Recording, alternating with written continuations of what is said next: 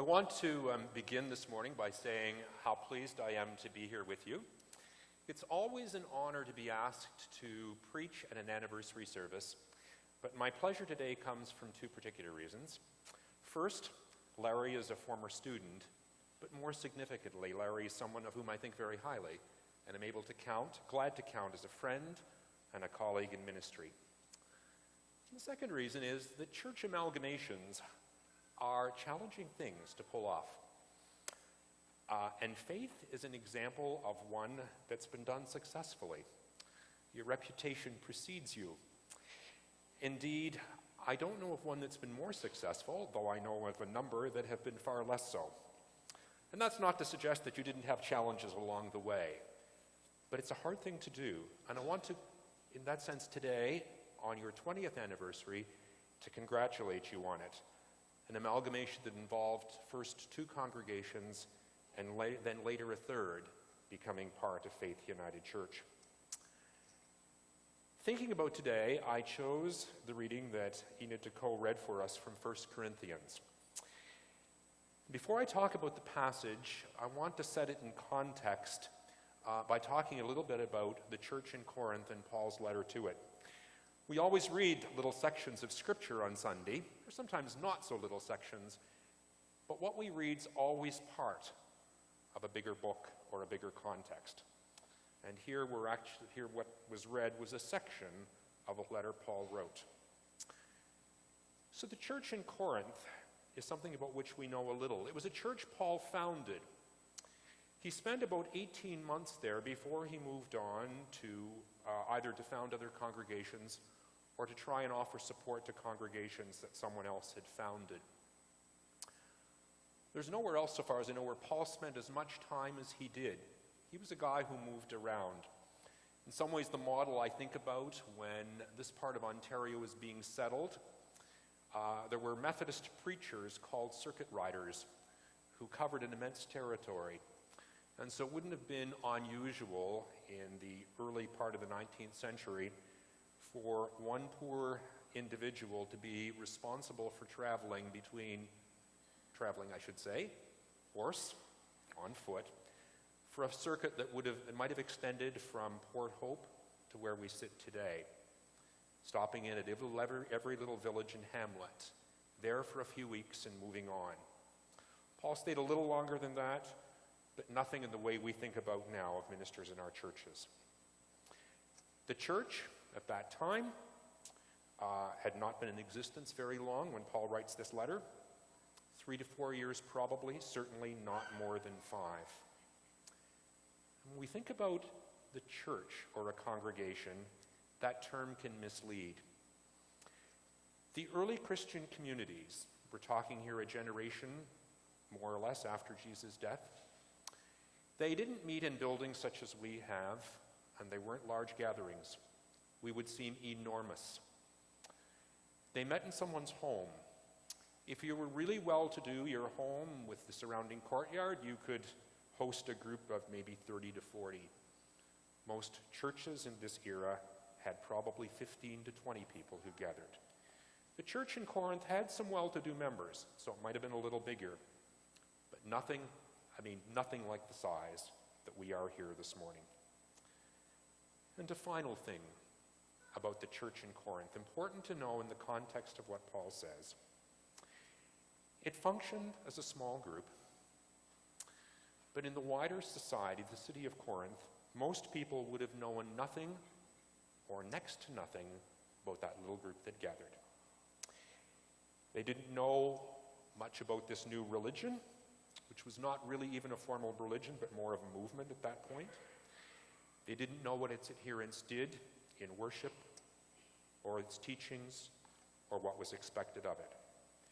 The few who might have known would have probably been quite ambivalent toward it, or even a bit worried about what this new group was about and how it would affect the traditions of the city. So that's the background. And Paul, in this passage, in this letter, for this new congregation, much newer than Faith United Church, Paul here has 3 goals. He wants the church in Corinth to see itself as a congregation that God has initiated and maintains. Certain expectations on its members, but bottom line, this is God's field.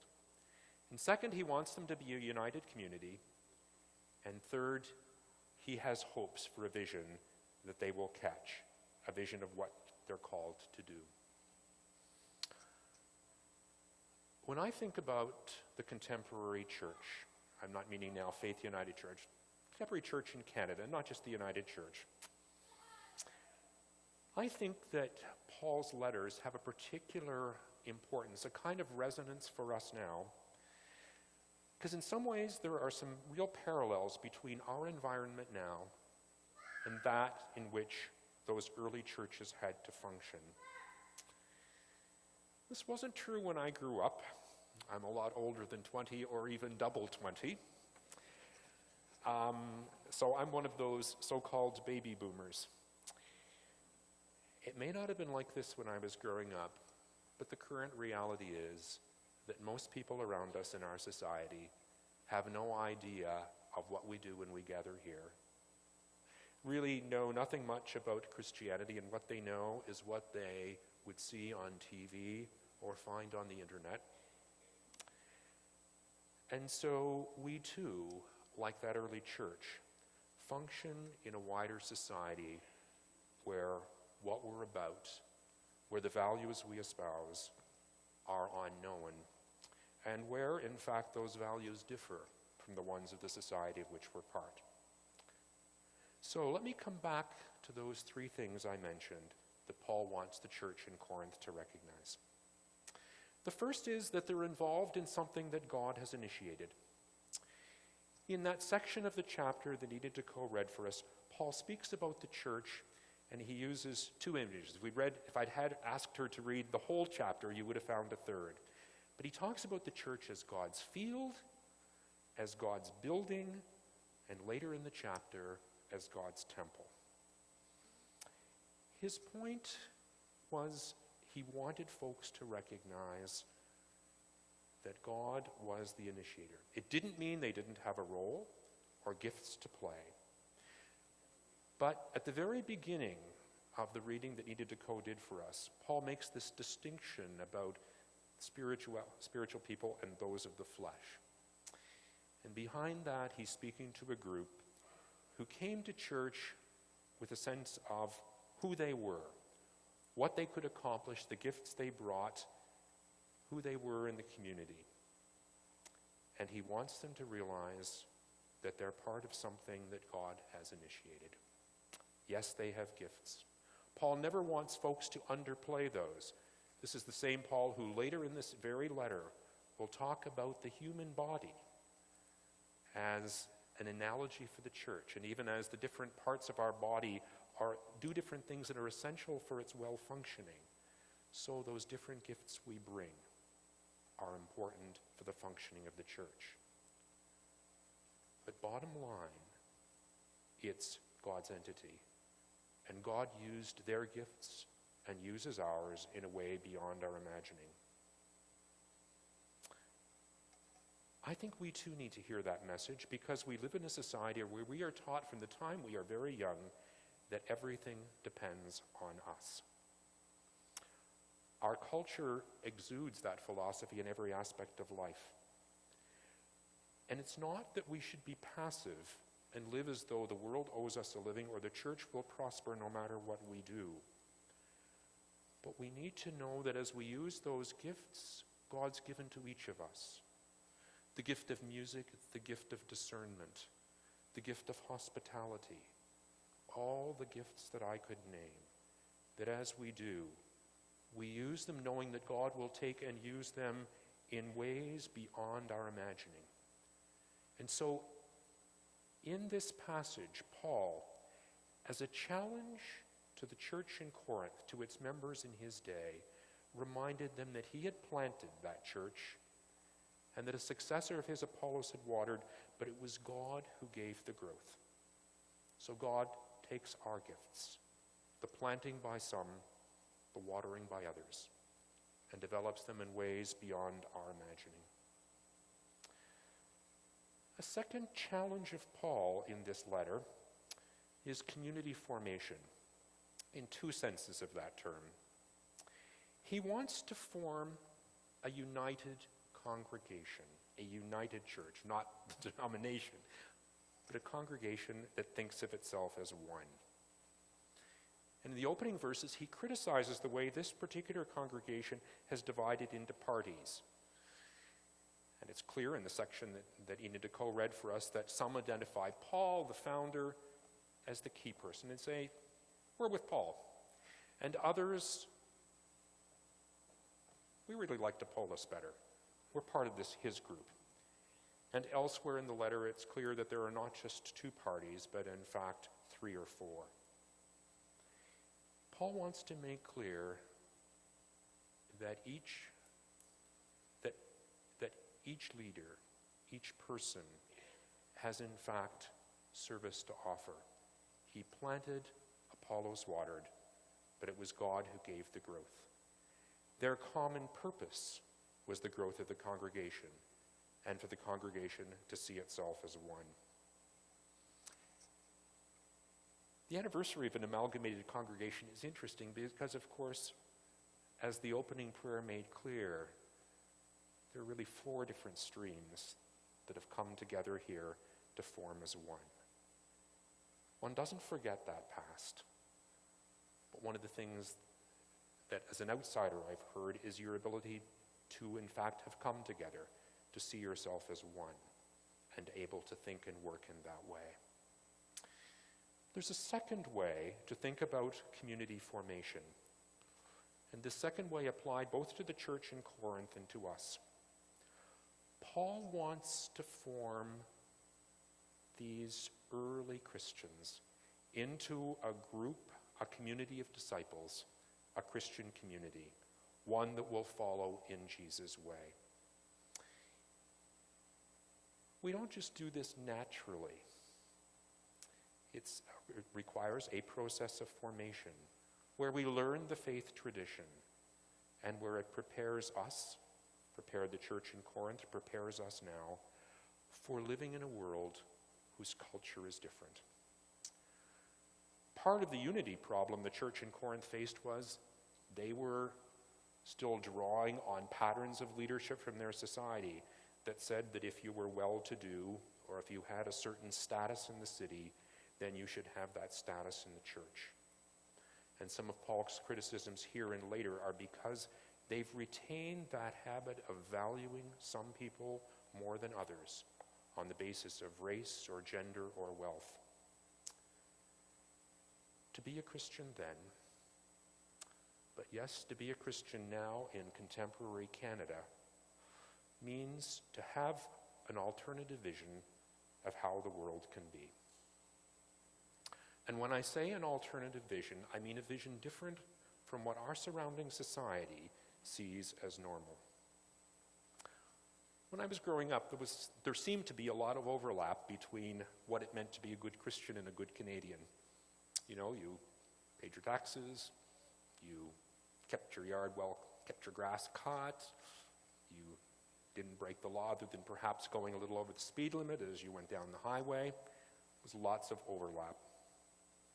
I'm not sure that overlap was as real as we thought it was when I grew up, but certainly it's not so now. We live in a society that says what we have is the result of our own efforts.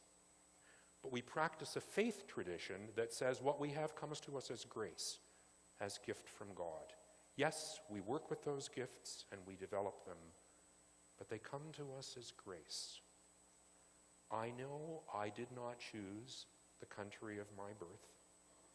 I did not get to choose the family that gave me much love as I grew up. I didn't get to choose some teachers I had whose skills helped develop other skills in me. Those things were all gift, not my accomplishment. We're part of a society that encourages us to look after ourselves and not to worry about anyone else. Watch carefully sometime and think about the ads you see for financial advisors on TV or the ones that pop up when you're online. They teach us to put ourselves first, and that is all that matters. I remember actually seeing a story in the Toronto Star about a decade ago, which was focusing on the whole industry.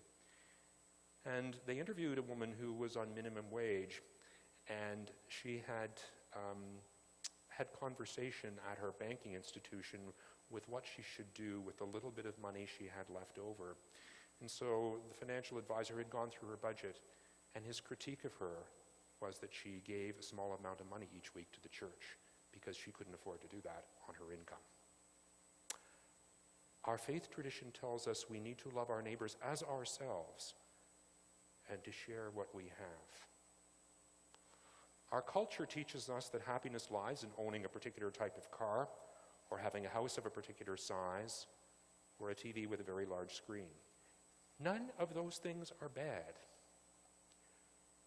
but they are also not the basis of our ultimate happiness. And when I begin to lead my life on the basis that happiness comes from the things that I have, and my values are shaped in that way, it becomes problematic. We're part of a tradition that says we find our ultimate meaning in life through loving God with heart, soul, mind, and strength, and our neighbors as ourselves. I use these examples because our faith tradition provides us with an alternative vision of how the world ought to be. And it's a vision different from the one we draw from our culture. In their book, Minding the Law, Anthony Amsterdam and Jerome Bruner assert, and correctly I think, that every culture is a negotiated compromise between what's already established and what the imagination can conceive. That cultures are marked by contests for control of how we think about what's real. And there are both versions of how things really are and visions of what's alternatively possible. In the Christian church now, we bring to our society an alternative vision. We do not have alternative facts, but we do have an alternative imagination that we bring, an imagination of how the world could be. In such a world, we would not, for instance, have ongoing boil water advisories in a large number of Indigenous communities here in Canada. We would have more initiatives like the United Church Women's one of several years ago that raised a large sum of money for maternal care in Tanzania. We would have more projects like the one that the children and the youth have going here. Like the church, Paul was working to create and to correct.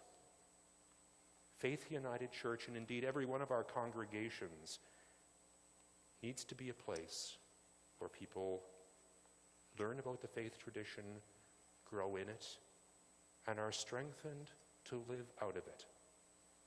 They need to be places that provide that alternative imagination, an imagination that pictures our world as the one we believe God would want it to be.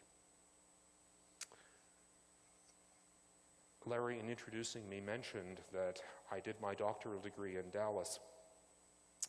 And while I was there, the congregation, which I was a part, one slightly bigger than this, but not much, celebrated its 25th anniversary. And a woman in the congregation, whom I just knew as somebody who sat close, turned out she was a very famous hymn writer, but I didn't know that then, wrote a hymn for the occasion of that congregation's 25th anniversary. And I want to close with two stanzas from it, for they capture well both that sense of what it is we owe to those who have gone before us, both here and in the history of the congregations that formed faith, and a sense of what we contribute to the future for this congregation and for that world in which we live. The two stanzas run as follows. Give thanks for the past, for those who had vision, who planted and watered so dreams could come true. Give thanks for the now, for study, for worship, for mission, that bids us turn prayer into deed. Give thanks for tomorrow, full of surprises, for knowing whatever tomorrow may bring, God's word is our promise, always, forever. We rest in God's keeping and live in God's love. In the days that lie ahead, may we, in this place and wherever we are, water what others have planted and plant for those who will come after us. And to that God in whose keeping we rest and in whose love we live, be all honor, glory, and praise, this day and always. Amen.